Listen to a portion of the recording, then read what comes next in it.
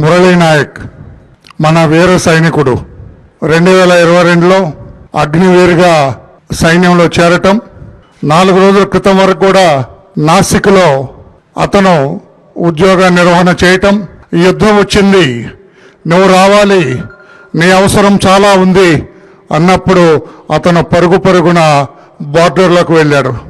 పాకిస్తాన్ ముష్కరులు ఈ టీంను చూశారు. అక్కడ వాళ్ళు బాంబులు వేయటం, ఈ బిడ్డ చనిపోవటం. మురళీ నాయక్ మన రాష్ట్రం అనంతపూర్ జిల్లాకు చెందిన యువకుడు. దెబ్బలు తగిలినా కూడా, ప్రాణం పోతుందని తెలిసినా కూడా తన చేతిలో ఉన్న తుపాకీతోటి ఆ పాకిస్తాన్ ముష్కర్ల మీద కాల్పులు జరిపి అక్కడే జై భారత్ అని చెప్పి అతను అసూలు బాయటం చాలా ఒక రకంగా సంతోషదాయకం. వీరోచితమైన మరణం పొందాడు.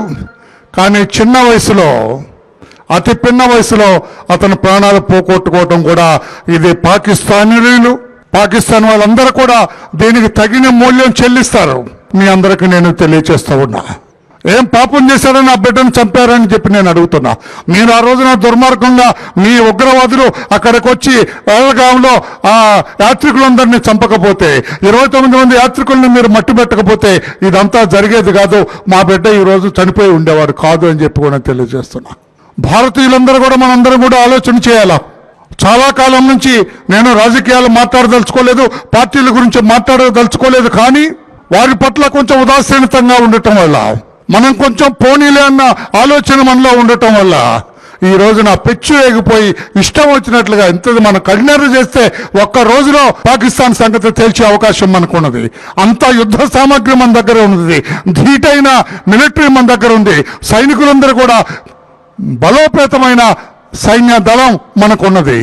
ఇప్పుడు ఈ రోజున మన ప్రధాని గౌరవ నరేంద్ర మోడీ గారు ఈ రోజున పాకిస్తానీల ఆట కట్టడానికి ఆయన నిర్ణయం తీసుకోవటం, ప్రపంచ దేశాలన్నీ కూడా మనకి మద్దతు తెలపటం, పాకిస్తాన్ వాళ్ళు చేసింది తప్పు, అటువంటి జరగటానికి వీల్లేదని చెప్పి కూడా ప్రపంచ దేశాలన్నీ కూడా పెద్దలందరూ కూడా నొక్కి వక్కాణించడం కూడా మనం చూసాం. ప్రధానమంత్రి నరేంద్ర మోడీ గారు తీసుకున్న ఆ కట్టుదిట్టమైన నిర్ణయానికి ప్రతి భారతీయుడు కూడా మద్దతు తెలపవలసిన అవసరం ఉంది. మనందరం కూడా ఒక్క మాట మీద, ఒక్క త్రాటి మీద ఏకోన్ముఖంగా నడవలసిన అవసరం ఉంది. ఆ పాకిస్తాన్ పీచవలసిన అవసరం ఉంది. పాకిస్తాన్కి బుద్ధి చెప్పవలసిన అవసరం ఉంది. పాకిస్తాన్లో ఉన్న ఉగ్రవాదాన్ని అణచివేయవలసిన అవసరం ఉంది.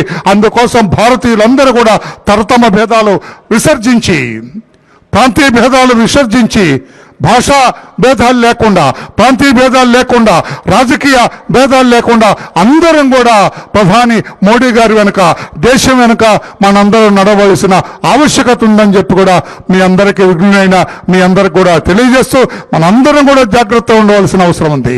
మనందరం కూడా దేశంలో ఎలా జరుగుతుంది, యుద్ధం ఎలా జరుగుతుంది, మన వంతుగా మనం ఏం చేయాలి అని ఆలోచన చేయాలని చెప్పి కూడా తెలియజేస్తూ మన ప్రీతమ నేత మాన్యశ్రీ నారా చంద్రబాబు నాయుడు గారు కూడా ఆయన పదే చెబుతూ ఉన్నారు.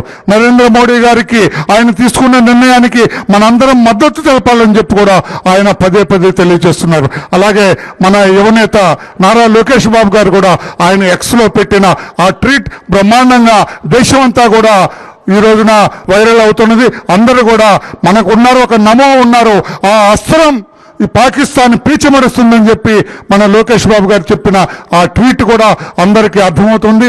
మన నేత చంద్రబాబు నాయుడు గారికి మనం మద్దతుగా ఉండవలసిన అవసరం ఉంది.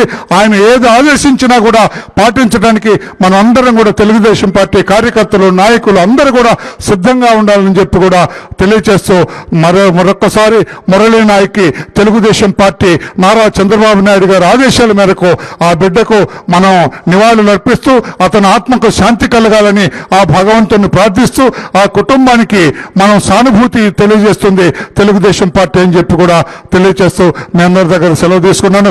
జోహార్ మురళీ నాయక్, జోహార్ మురళీ నాయక్, జోహార్ మురళీ నాయక్, జోహార్ మురళీ నాయక్.